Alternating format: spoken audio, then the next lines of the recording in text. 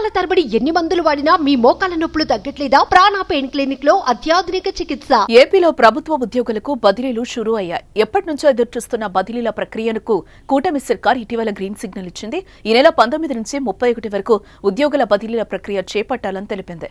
ఇదే క్రమంలో గ్రామ వార్డు సచివాలయ ఉద్యోగులకు కూడా తాజాగా శుభవార్త అందించింది. సచివాలయ ఉద్యోగుల బదిలీలకు కూడా ప్రభుత్వం ఆమోదం తెలిపింది. ఉమ్మడి జిల్లా స్థాయిలోనే బదిలీలు చేయనుంది.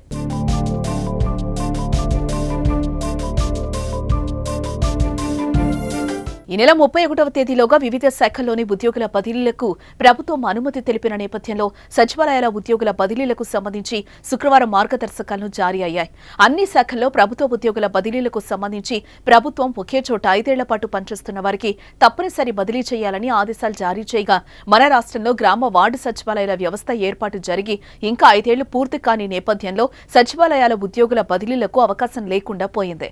అయితే బదిలీ కావాలని కోరుకునే వారికి మాత్రం ప్రభుత్వం అవకాశం కల్పిస్తోంది.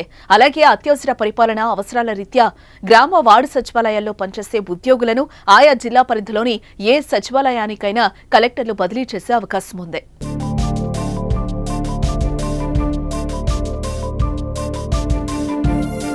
బదిలీ కోరుకునే ఉద్యోగులు ఆన్లైన్లో ఈ నెల 27లోగా అధికారిక వెబ్సైట్లోని తమ లాగిన్లోకి వెళ్లి దరఖాస్తు చేసుకోవాల్సి ఉంటుంది. అలాగే ఉమ్మడి జిల్లాల ఖాళీల జాబితా సచివాలయ వెబ్సైట్లో అందుబాటులో ఉంటుంది.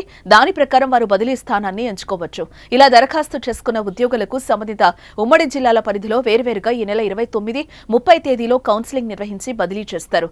కౌన్సిలింగ్ సమయంలో తప్పనిసరిగా ఉద్యోగి హాజరు కావాల్సి ఉంటుంది. ఏవైనా అభ్యంతరాలు ఉంటే ఈ నెల 30వ తేదీ నుంచి కలెక్టర్కు వినతి పత్రాలు ఇవ్వచ్చు.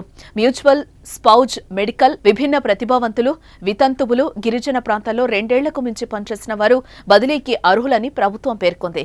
50 ఏళ్లలోపు వయస్సు ఉద్యోగులనే గిరిజన ప్రాంతాలకు బదిలీ చేస్తారు.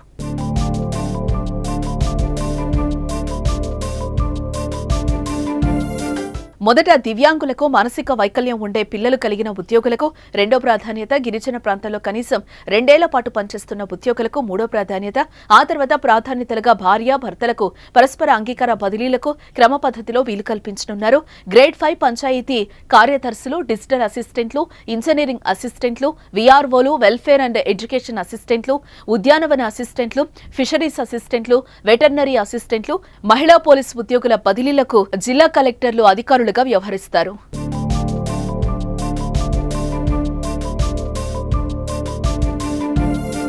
విలేజ్ సర్వేయర్లకు సర్వే శాఖ ఏడీలు, వ్యవసాయ శాఖ అసిస్టెంట్లకు వ్యవసాయ శాఖ జేడీలు, సెరికల్చర్ అసిస్టెంట్లకు జిల్లా సెరికల్చర్ అధికారులు, ఏఎన్ఎంలకు జిల్లా డిఎంహెచ్ఓ, ఎనర్జీ అసిస్టెంట్లకు డిస్కంల ఎస్ఈ సంబంధిత అధికారులుగా ఉంటారు.